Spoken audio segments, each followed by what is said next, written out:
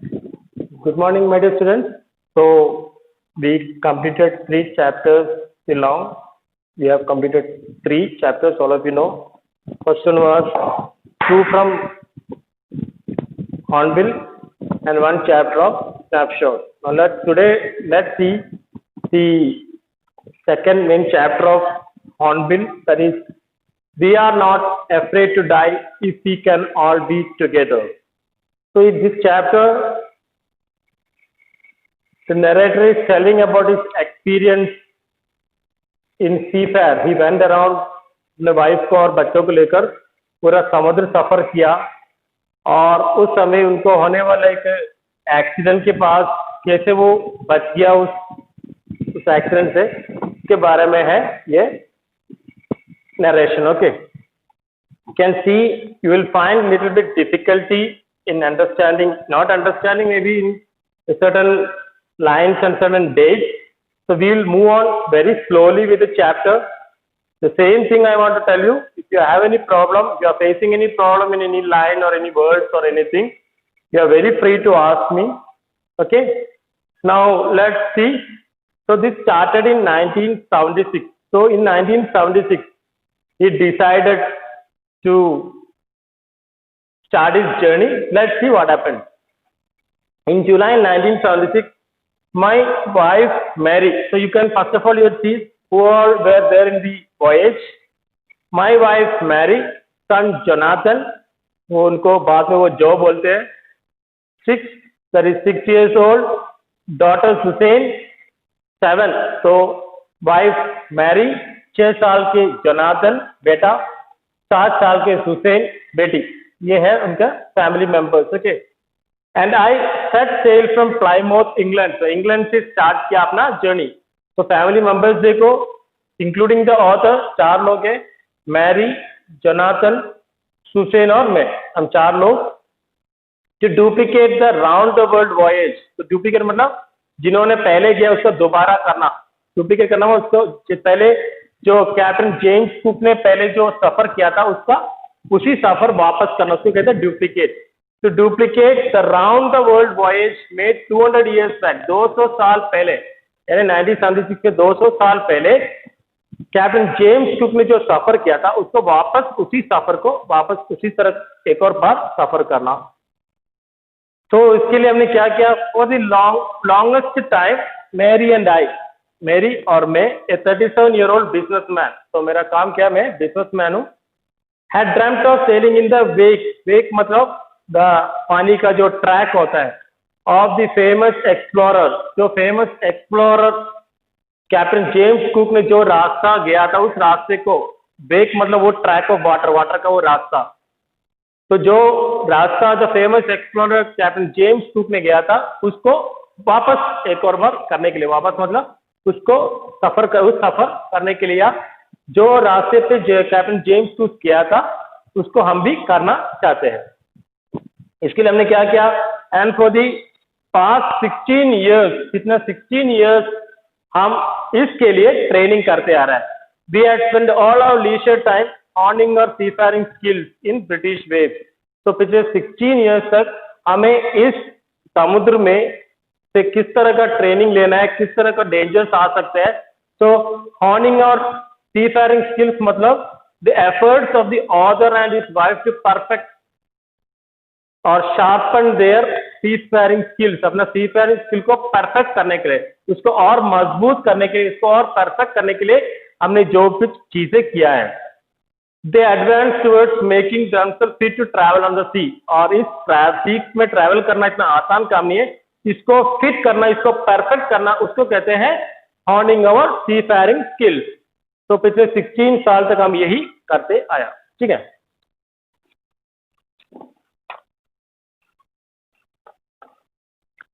Okay.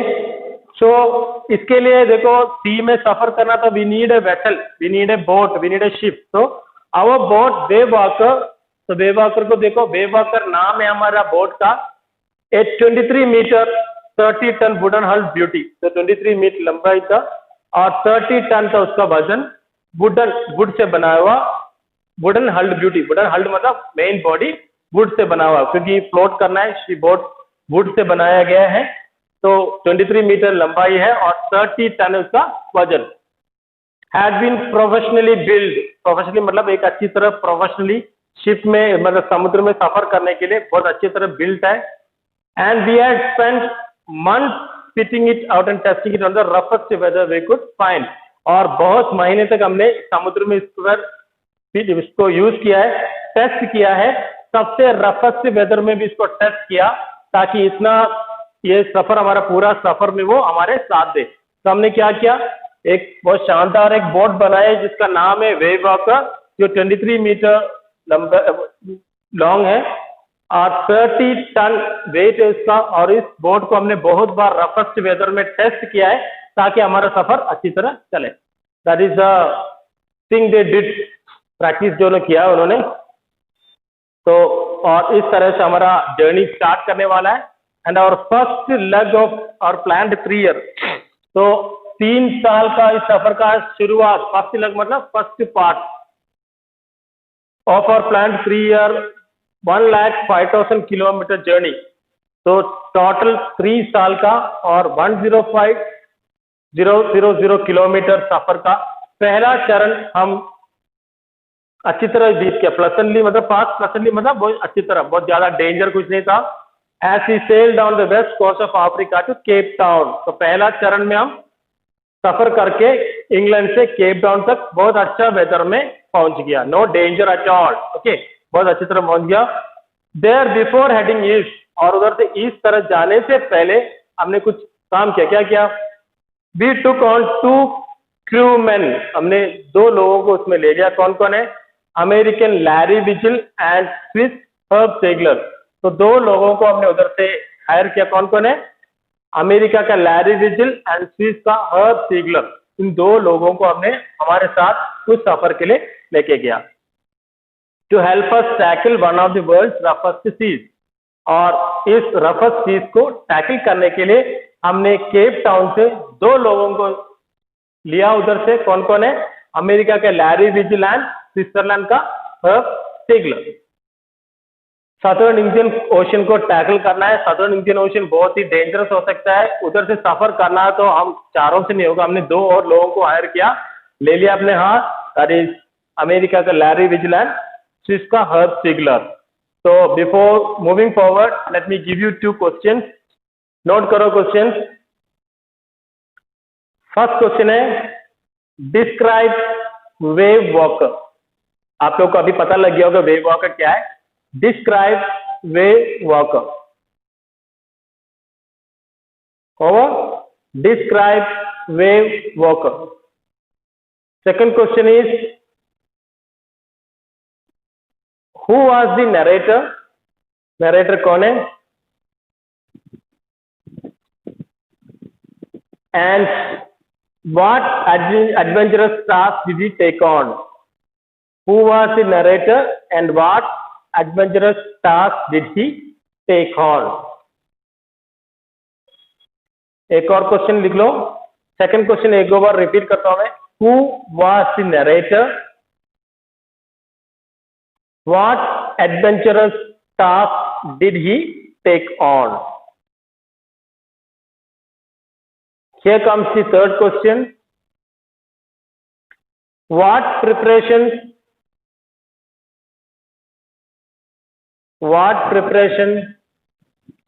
did the narrator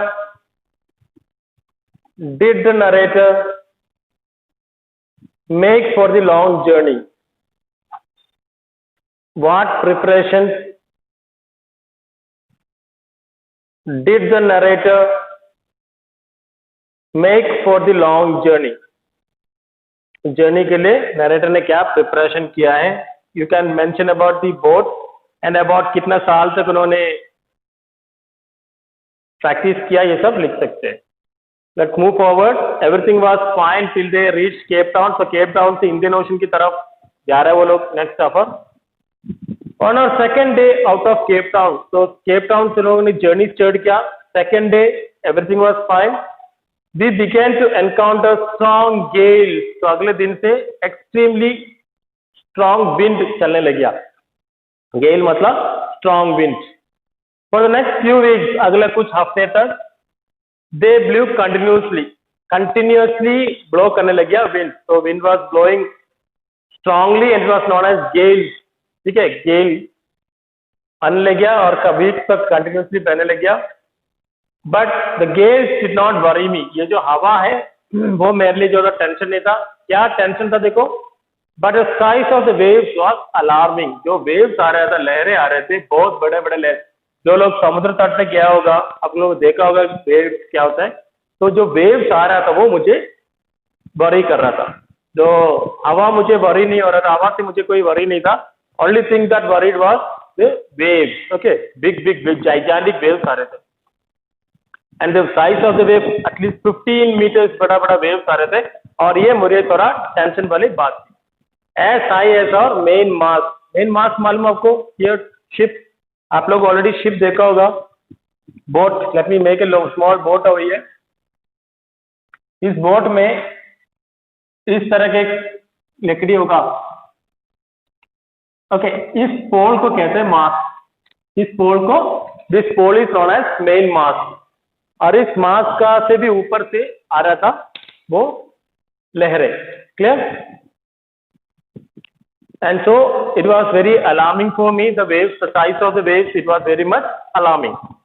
December 25, आप all of you know, ये western countries वगैरह में, मतलब इंग्लैंड के लोग वगैरह, they are mainly, many Christians are there, mainly नहीं, ज्यादातर क्रिश्चियंस ही होता है। And on December 25 it is special for them. जिस तरह Hindu celebrate Diwali, the Muslim celebrate Eid, Christmas is very special for the Christians.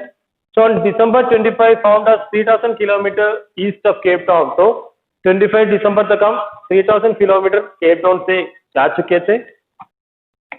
Despite atrocious weather, तो बहुत खतरनाक, एट्रोशियस मतलब बहुत ही बैड, एट्रोशियस मतलब एक्सट्रीमली बैड, एक्सट्रीमली वेदर होने के बावजूद we had a wonderful holiday complete with a Christmas tree.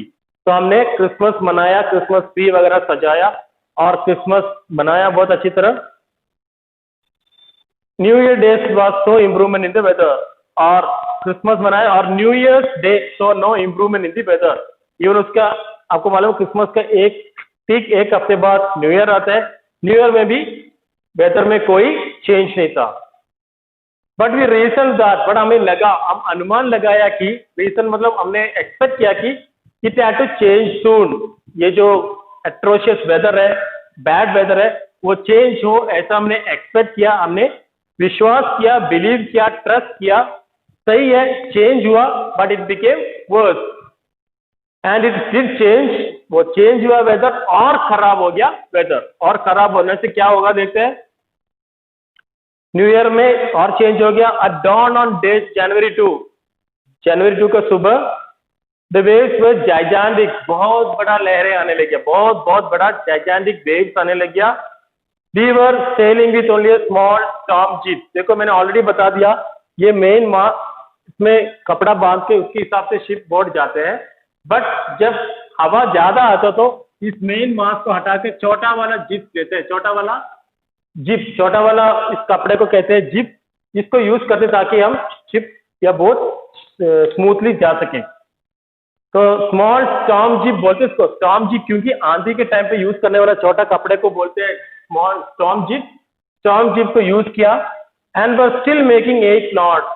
उसके बावजूद, ये करने के बावजूद हम 8 नॉट का दूरी पे जा रहे हैं। 8 नॉट मतलब इट इज 1.5 माइल्स कहते हैं। देखो इतना 1.5 मतलब इसका ट्रैवलिंग द स्पीड होता है ना 1.15 माइल्स पर आवर, उसको कहते हैं नॉट। 1 नॉट मतलब 1.15 माइल्स पर आवर। इस तरह 8 नॉट का स्पीड में हम जा रहे हैं। जैसे आप मालूम है कार में जाएगा तो इतना किलोमीटर पर आवर स्पीड देखते हैं, इसी तरह इधर मेकिंग 8 नॉट मतलब 1.15 माइल्स पर आवर होता है 1 नॉट। इस तरह 8 नॉट का दूरी, वो स्पीड इन समुद्र का, उसका स्पीड को कहते हैं not, it's measured in not. As the ship rose to the top of each wave, we could see endless, enormous seas rolling towards us. एक देखो बोट ऐसे जाते हैं, एक एक लहर पे ऊपर जाकर तो हम देखते हैं कि लहर पे लहर हमारे बोट की तरफ आ रहा है. As the ship rose to the top of each wave, we could see endless, enormous seas rolling towards us. बहुत सारा seas लहरें हमारे तरफ आ रहा है, ऐसा देखते हैं, एक एक लहर के ऊपर जाएगा तो. And the screaming of the wind and spray was painful to the ears. और हवा का तेज चलना और पानी स्प्रे जैसा हमारे ऊपर आना बहुत ही पेनफुल था, बहुत मतलब डेंजरस दिख रहा था, बहुत ही पेनफुल था. जोर से हवा का आवाज आ रहा है और पानी स्प्रे हो रहा है अंदर की तरफ. It was very painful. So हमने क्या किया, to slow the boat down we drop the storm jib. तो ये जो स्टॉर्म जीप है इसको भी हमने नीचे कर दिया ताकि बोट का सफर जो है थोड़ा स्लो हो जाए. तो to slow the boat down we drop the storm jib and lash मतलब बांधना. ठीक है, ये सब देखो बोट में जितना चीज है सबको हमने बांध लिया. लैश ए हेवी मूरिंग रोप. मूरिंग रोप मतलब शिप में यूज करने वाला मोटा मोटा रोप को कहते हैं मूरिंग रोप. मूरिंग रोप को लेके इन्हें लूप अक्रॉस द स्टर्न, एक बांध करके शिप का पीछे तरह जाके बांधा. शिप का पीछे साइड को कहते हैं स्टर्न. तो हमने रस्सी लेकर शिप का पीछे बांध लिया और जो भी चीजें शिप में पड़ा था सबको उस रस्सी से बांध लिया. देखो इसमें बोर्ड का ये साइड है तो ये बैक साइड है, तो इधर इस साइड पे वो बड़ा सा रस्सी बांध दिया मैंने. ठीक है, बड़ा रस्सी इस साइड बांधा और रस्सी से क्या क्या बांधा देखो. देन वी डबल लैश, 2 बार बांध लिया. क्या क्या, एवरीथिंग वेंट थ्रू आवर जितना भी चीज उसमें है, जैसे लाइफ रैफ्ट मतलब लाइफ बोट. आपको मालूम है बड़े बड़े बोट्स में ना छोटा छोटा लाइफ बोट होता है. अगर जैसे कि टाइटैनिक फिल्म वगैरह आपने देखा हो तो 1 या 2 लोगों को समुद्र में डूब के लेके उससे बच सकते हैं. तो ऐसे छोटा छोटा लाइफ बोट है, उसको बांधा. अटैच लाइफ लाइन मतलब रोप होता है, बहुत सारा रोप होता है शिप में, उसको भी बांधा. लाइफ लाइन मतलब रोप. डोंट ऑयल स्किल्स मतलब कपड़े आपने देखा होगा जो समुद्र में वगैरह डाइव करते समय लोग एक ऑरेंज कलर का कपड़ा पहनते जो ऑयल मतलब ये होता है ऑयल फ्री ऑयल स्किन होता है, वाटरप्रूफ होता है. उस वाटरप्रूफ को भी कपड़े को भी बांधा. एंड लाइफ जैकेट, ये समुद्र में डाइव करेगा तो पहनने वाला कपड़ा होता है लाइफ जैकेट. तो क्या क्या, ये लाइफ बोट जो होता है लाइफ बोट को, फिर रस्सियां होता है रस्सियों को फिर ऑयल स्किन मतलब कपड़ा जो होता है जो ऑरेंज कलर का जो कपड़ा जो समुद्र में जाते समय लोग पहनते हैं, और फिर ये जो लाइफ जैकेट्स होते हैं, ये सबको हमने बांधा और वेट किया कि ये जो वेदर होता है क्लाइमेट या विंड होता है थोड़ा कम होने के लिए. So I already told you the 3 questions. ये 3 क्वेश्चंस को लेसन ध्यान से रीड कीजिए. Understand the chapter, understand the question, note it down in your copy and send to me without fail to by tomorrow 1 o'clock. Don't wait for tomorrow. I'm again reminding you, आज का काम आज ही करो, tomorrow never comes. So today करना. You are very free to ask any doubt if you come across. Okay, thank you. Have a wonderful day.